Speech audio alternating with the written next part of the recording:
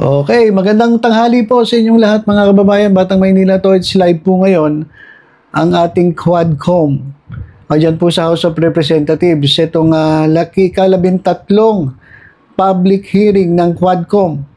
Ito po yung kanilang year-ender mga kababayan, live po sila.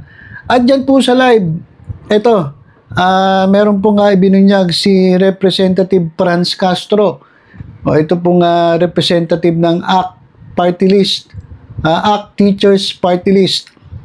At ito po si Franz Castro ay napaka-vocal po sa paglaban dito sa mga Duterte. Kasi kung matatandaan natin, si Franz Castro ay pinagbantaan na papatayin ni dating Pangulong Rodrigo Duterte. At alam ko, kinasuhan niya si former president. So mainit itong si Franz Castro dito po sa mga Duterte, kahit si Sara Duterte. Talagang binabanggit niya ang pangalang Franz Castro. Kasi nga ito si Franz Castro mga kababayan ay convicted. Meron pong kaso na siya po ay na-convict. Lagi sinasabi, bakit nandyan pa rin yan sa House of Representatives, convicted na.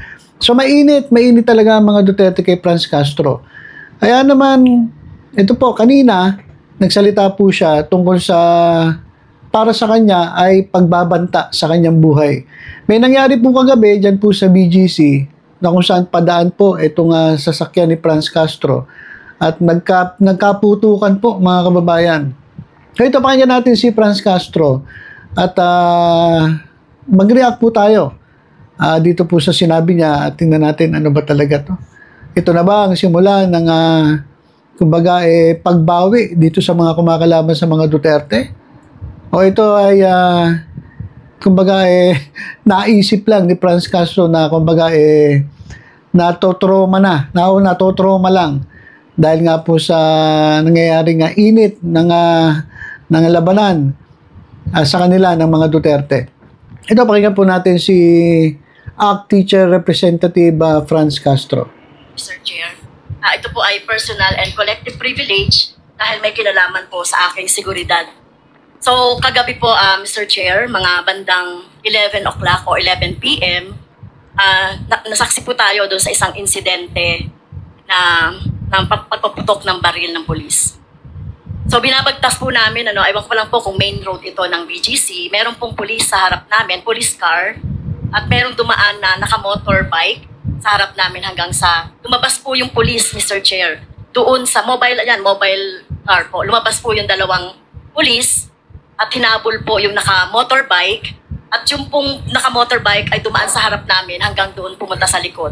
At nagulat po ako, Mr. Chair, pinaputukan ng isang pulis yung naka-motorbike. So hindi namin alam kung anong insidente ito, ano ba itong mga naka-motorbike na ito.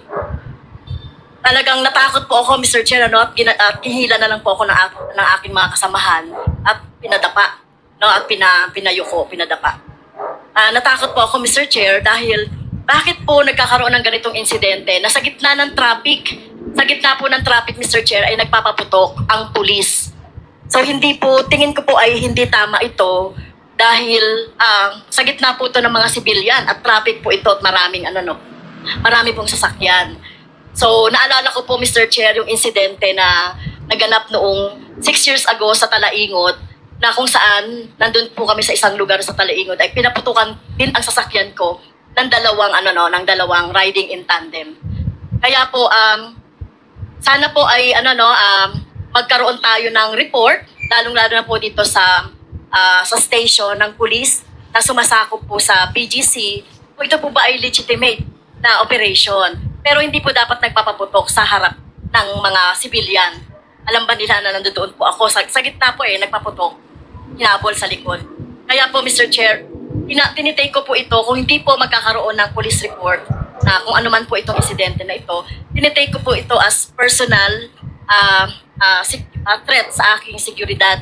Dahil alam niyo naman po, Mr. Chair, di ba, minsan na po akong pinagbantaan ng dating presidente Duterte at sa araw-araw na pagsasalita din ng Vice President Sara Duterte ay sinisingle out.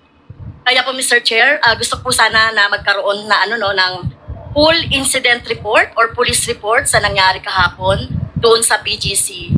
At maituring po ito na ano no na makonsider itong serious. Dahil siguro tayo po, ako tinitignan ko rito na may kinalaman sa akin trabaho dahil alam niyo naman po ako yung very vocal no dun sa pagsasalita sa mga committee, sa Quadcom, sa Good Government. Kaya po sana po ay mapatawag natin ang station commander, i-report itong insidente na ito at yung dalawang pulis, yung isa doon ay nagpaputok. So hindi dapat nangyayari yan, lalong-lalo na no, sa gitna ng mga civilian, Mr. Chair. Okay, we take note of the manifestation of Congresswoman Franz Castro. Nandito naman po ang ating mga kawani ng Philippine National Police, mga office ng CIDG. So please, who is representing CIDG here now? The NPNP? May I know, Colonel, what is your name? Yes, sir, Mr. Chair. I'm Police Colonel David Oklay of the CIDG, the Deputy Director for Operation. Okay. I represent Mr. Brigadier General Torres. Thank you, Colonel. Colonel, Thank you. I believe you heard what Congresswoman Castro has stated before this committee, and it is of paramount importance for the committee as well as the whole House, no, to protect its members. No? Dahil sa nangyaring yan, we would request that you facilitate and submit to this committee the report, the police report on that incident that happened last night, no? Congresswoman Castro. Anong oras po yan? Bandang 10:30 to 11. Around that time sa BGC area. So please coordinate with the Chief of Police of Makati as well as the Station Commander of the said district. Mr. Chair, I'm sorry, it's Taguig. Oh, okay. I'm sorry, it's Taguig. Correction. It's in the city of Taguig. Okay. So, Thank you. PNP, please take note of that and submit the report to this committee. So, now we will now Okay. proceed with Okay. So, ito mga kababayan, pag-usapan natin yung nangyari kay Franz Castro. Na although hindi naman siya yung directly na involved, pero tama lang na mag-isip ito si Franz Castro na baka ito ay, alam nyo na, kunwari may hinahabol, pero talagang target ay palalabasin na nakot siya sa crossfire. Pwede yun mga kababayan eh. Alam niyo maraming paraan para magpagurgur.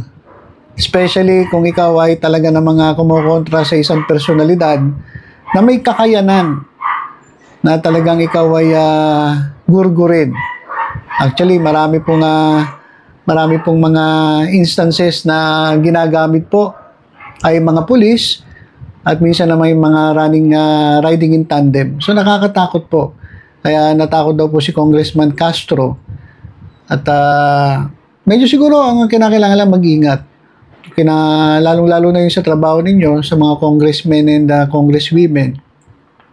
Alam ko naman meron naman kayong mga security detail na binigay sa inyo ng gobyerno. Pero syempre dapat doble ingat pa rin. Kasi lalong-lalo na yung ganyan, no? Hindi mo alam, hindi mo kilala kung sino kalaban mo. 'Di ba? Kunwari, may ibang hinahabol, yung pala ikaw ang target. So tama lang na na makuha nila yung report, ano ba talaga yung nangyari? Ano ba yung mission? Kasi may mission yan, may mission order yan, 'di ba? Pag ganyan. At ayun ang nakakapagtaka, bakit yung mga pulis pinagpapaputok sa civilian area?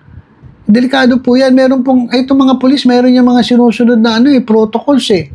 Di ba, hindi ka basta-basta pwede magpaputok kung yung lugar mo, yan daming civilian. Di ba? Kahit nga mga terorista, di ba pwede tirahin, may napanood nga ako dati. O, baka pasabugin na sana nila, pero hindi nila pinasabog kasi merong innocent lives na madadamay. May mga civilian doon. So, hindi nila itinutuloy yun kasi alam naman nila yung protocol pagdating po sa ganyan. Kaya ito dapat imbestigahan. Ako kasi mga kababayan, kahit siguro sabihin natin si Franz Castro, hindi ako believe niyan kay Franz Castro sa totoo lang. Kasi nga parang nakalin sila dito sa left. Pero kung pag-usapan naman ay yung buhay, ay may gustong gumurgur sa kanya dahil lang sa meron siyang mga inahayag at may pagkontra siya doon sa mga hindi tamang ginagawa ng kalaban niya sa politika, hindi naman tama yun. Napaka-importante po kasi ng buhay. Alam niyo yung buhay, Diyos lang ang pwedeng kumuha. Kasi Diyos lang ang nagbigay, Diyos lang ang pwedeng kumuha. Ayun po. Kung totoo yung hinala ni Franz Castro na siya yung target, munti ka na pala. Munti ka nang magurgur na itong si Franz Castro. At abangan na lang natin kung ano yung resulta at ano yung nakasulat dun sa police report. Ano ba talaga yung nangyari dyan sa BGC dyan po sa Taguig. Okay, so kung kaya nilang gawin sa mga congressman yan, may mga security pa yan, mas lalo na sa mga vloggers. Kaya nag-iingat po tayo at lagi po tayo nanalangin na tayo ingatan ng Panginoon.